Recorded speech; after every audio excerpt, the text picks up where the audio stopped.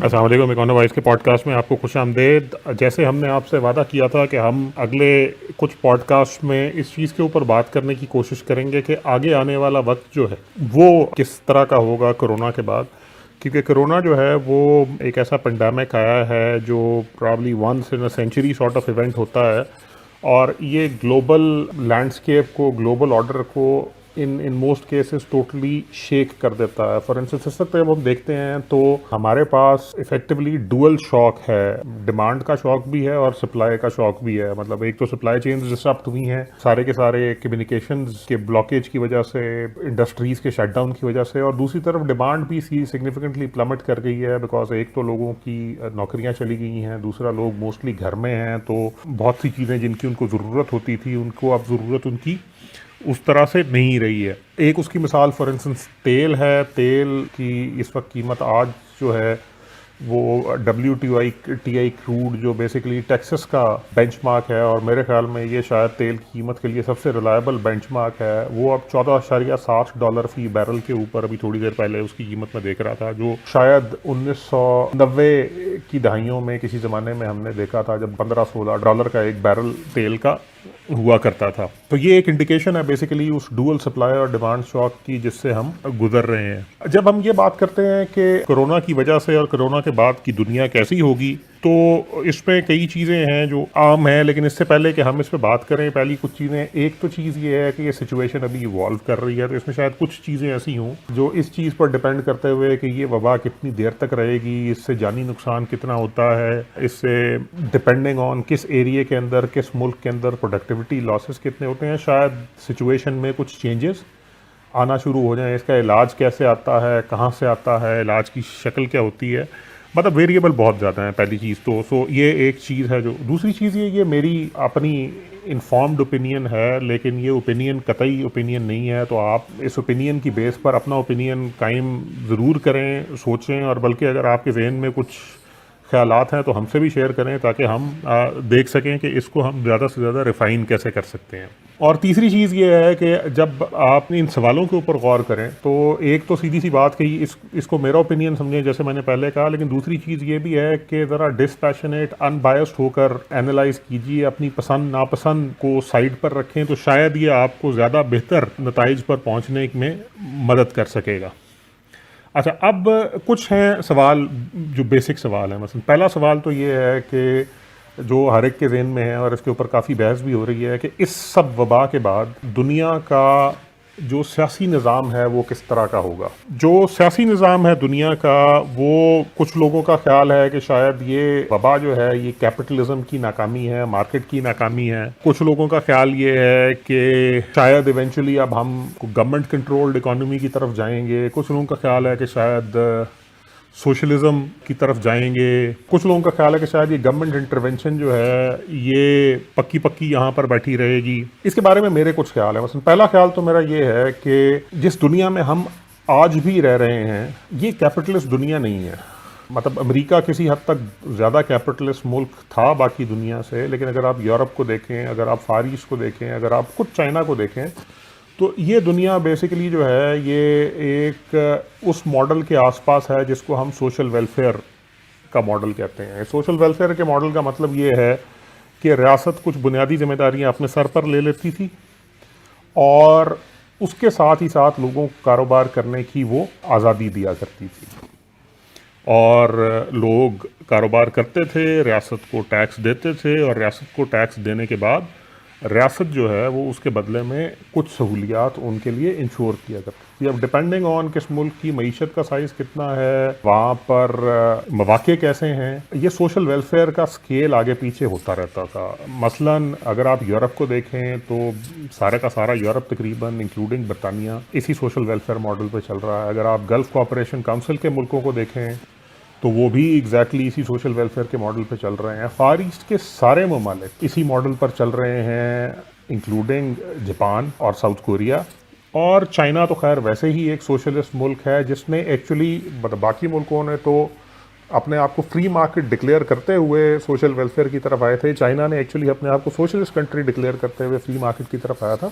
मगर जिस दुनिया में हम रह रहे हैं वो एक सोशल वेलफेयर की दुनिया है और सोशल वेलफेयर को एक नॉर्म समझा जाता है। ऑस्ट्रेलिया न्यूजीलैंड भी इसी मॉडल के ऊपर चलते हैं। ऑस्ट्रेलिया थोड़ा सा ज़्यादा कैपिटलिस्ट टेंडेंसीज़ हैं, अमेरिका की थोड़ी सी ज़्यादा कैपिटलिस्ट टेंडेंसीज़ है। लेकिन अमेरिका के केस में भी अगर आप देखें तो पिछले 20, 25, 30 साल का ट्रेंड एक्चुअली यही था कि रियासत जो है वो ज़्यादा से ज़्यादा चीज़ों में अपने आप की जिम्मेदारी अपने सर पर लेती आ रही थी। मसलन अमेरिका में मेडिकेड का, मेडिकेयर का, इवन पब्लिक एजुकेशन का जो स्पेंड है रियासत का और जो जिम्मेदारियां हैं रियासत की, वो पिछले 3-4 अशरों में बदतरीज बढ़ी हैं, कम नहीं हुई हैं।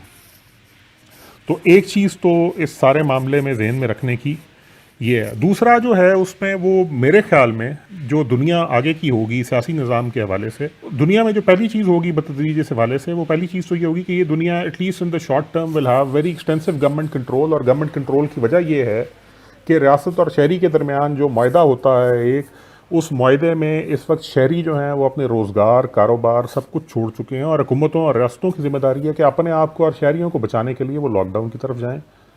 इस लॉकडाउन ने इकोनॉमिक एक्टिविटी को इम्पैक्ट किया है और इस वजह से गवर्नमेंट एक्सटेंसिवली शहरियों को पैसा देगी, उनकी ज़रूरियात का ख्याल करेगी। इफेक्टिवली अगर आप अमेरिका जैसे मुल्कों की तरफ देखें या इवन बरतानिया वगैरह जैसे मुल्कों की तरफ देखें तो किसी ना किसी फॉर्म का वो जो कॉन्सेप्ट यूनिवर्सल मिनिमम वेज का है वो अब इंट्रोड्यूस करवाया जा रहा है वहाँ पर। ठीक है जी। पाकिस्तान के अंदर भी इवन ये जो 12,000 रुपया आप लोगों खानदानों को दे रहे हैं, भले यकमुश्त दे रहे हैं, ये भी सॉर्ट ऑफ एक तरह से अक्सर खानदानों को यूनिवर्सल मिनिमम वेज की गारंटी रियासत दे रही है। तो एक चीज़ तो ये होगी। दूसरी चीज़ ये कि जो सेहत का निज़ाम है इन पर्टिकुलर, इसके ऊपर गवर्नमेंट का कंट्रोल एक्चुअली बढ़ेगा गोइंग फॉरवर्ड और गवर्नमेंट इसके अंदर ज़्यादा शेयर लेगी। इवन वो मुल्क भी जहाँ हेल्थ केयर प्राइवेट ज़्यादा है, फॉर इंस्टेंस पाकिस्तान जैसे मुल्क या अमेरिका जैसे मुल्क, वहाँ पर भी गवर्नमेंट इस चीज़ पर फोर्स होगी कि वो इसको ज़्यादा से ज़्यादा अपने एम्बट में लेके आए, क्योंकि खर्चा अगर गवर्नमेंट कर रही है तो एफिशिएंसी का तकाजा ये है कि फिर एग्जीक्यूशनर भी गवर्नमेंट ज़्यादा से ज़्यादा हो। तीसरी चीज़ ये कि वो बिजनेसेस वगैरह बहुत ज़्यादा सफ़र करेंगे और कुछ इंडस्ट्रीज़ जो क्रिटिकल होती हैं मुल्कों के लिए वो भी सफ़र करेंगी। तो शायद रियासतें जो हैं वो इस मामले में कंपनीज़ को डायरेक्टली बेल आउट भी करें। मसलन अगर आप अमारात की मिसाल लेते हैं या कतर की मिसाल लेते हैं तो यहाँ पर, या सिंगापुर की इवन मिसाल लेते हैं तो यहाँ पर शायद एयरलाइंस को मैसिव बेल आउट गवर्नमेंट की तरफ से दी जाए। यहीं पर वो एक खदशा है जो शायद सबसे बड़ा खदशा है इस सारे मामले में, और वो खदशा ये है कि इस सारे अरसे में क्योंकि गवर्नमेंट बहुत ज़्यादा स्पेंड कर रही होगी तो उसके साथ ही एक और चीज़ आती है जिसको क्रॉनिक कैपिटलिज्म कहते हैं। अब सोशल वेलफेयर स्टेट्स में क्रॉनिक कैपिटलिज्म वैसे ही बहुत ज़्यादा होता है। मतलब अब यूरोप, पाकिस्तान के बारे में तो ये बड़ा ऑब्वियस नज़र आता है, लेकिन यूरोप वगैरह जैसे मुल्कों में भी ये क्रॉनिज्म बहुत ज़्यादा होता है। इवन चाइना के बारे में कहा जाता है कि वहाँ फेवरेट और नॉन फेवरेट हुआ करते हैं। तो इम्कान इस चीज़ का है कि जैसे क्योंकि इकोनॉमिक एक्टिविटी भी श्रिंक करेगी और गवर्नमेंट का जो फुटप्रिंट है इकोनॉमी के अंदर एटलीस्ट शॉर्ट टर्म में वो भी बढ़ेगा, तो क्रॉनिक कैपिटलिज्म बढ़ सकता है। मगर मेरा अपना ख्याल ये है कि इस गवर्नमेंट इंटरवेंशन वाली इकोनॉमी के बाद इवेंचुअली हम दोबारा उसी मॉडल की तरफ जाएंगे जहां रियासत अपनी कुछ जिम्मेदारियां लेगी जो सोशल वेलफेयर से मुतल्लिका, और शायद रियासत उनको खुद ज़्यादा से ज़्यादा ऑपरेट कर रही होगी उन जिम्मेदारियों को, और बाकी जो फ्री मार्केट है वो वैसे ही एग्जिस्ट करेगी जैसे वो किया करती थी। सो वही हाइब्रिड सा मॉडल है जिसकी तरफ मेरा ख्याल है कि इस सब के बाद हम वापस जाएंगे, क्योंकि ऑलमोस्ट तकरीबन पूरी दुनिया का उस मॉडल के ऊपर इससे पहले भी इत्तेफाक था और गालिबन इसके बाद भी ये एक अनयूजुअल सर्कमस्टांसेस हैं, यहाँ से निकल के इवेंचुअली हम उसी की तरफ वापस जाएंगे। तो मेरे ख्याल में तो जहाँ तक इस सवाल का ताल्लुक है कि इसके आज के बाद दुनिया का सियासी निज़ाम क्या होगा, वहाँ पर मेरी राय में दुनिया तकरीबन उसी मॉडल की तरफ इवेंचुअली वापस जाएगी। हमको साल 2-3 साल का अरसा देखेंगे जहाँ स्टेट का कंट्रोल बढ़ेगा। शायद इस सिलसिले में रियासत जो इख्तियारात हासिल करे उसको अथॉरिटेरियन रजीम जो है वो रियासत की रीच बढ़ाने के लिए इस्तेमाल करें, मसलन सर्वेलेंस वगैरह, लेकिन इवेंचुअली किसी न किसी फॉर्म के अंदर जो फ्री मार्केट का कॉन्सेप्ट है वो अपनी जगह पर वापस आएगा। अगला सवाल जो है वो ये है कि कौन सी मईशतें हैं जो बेहतर तरीके से काम करेंगी और कौन सी मईशतें हैं जो बेहतर तरीके से काम नहीं करेंगी। तो इसमें बुनियादी तौर पर देखने की चीज़ ये है, मामलात बड़े सीधे से हैं। पहला मामला तो ये है कि वो मईशतें, क्योंकि डिमांड श्रिंक है अभी एटलीस्ट शॉर्ट टर्म के अंदर, तो वो मईशतें जिनके पास कैश ज़्यादा है, कैश बादशाह होगा इन हालात में जहाँ डिमांड और सप्लाई का डुअल शॉक है। Anyone who has liquidity is king. और जिनके पास रेडी इंडस्ट्रियल कैपेसिटी है ये हमेशा बेहतर परफॉर्म करेंगे उनकी निस्बत जिनको अपनी इंडस्ट्रियल कैपेसिटी डेवलप करनी है या जिनके पास कैश नहीं है। शायद कुछ केसेस के अंदर रेडी इंडस्ट्रियल कैपेसिटी कैश से भी ज़्यादा इंपॉर्टेंट हो क्योंकि कैश ऑटोमेटिकली वहाँ पर फ्लो करेगा। दूसरी चीज़ ये कि फूड और फूड सिक्योरिटी जो है वो इन बदतरीन हालात में भी जिन मुल्कों के पास ये वाला एडवांटेज है या जिन मीशतों के पास ये वाला एडवांटेज है वो एडवांटेज अपना इंटैक्ट रहेगा।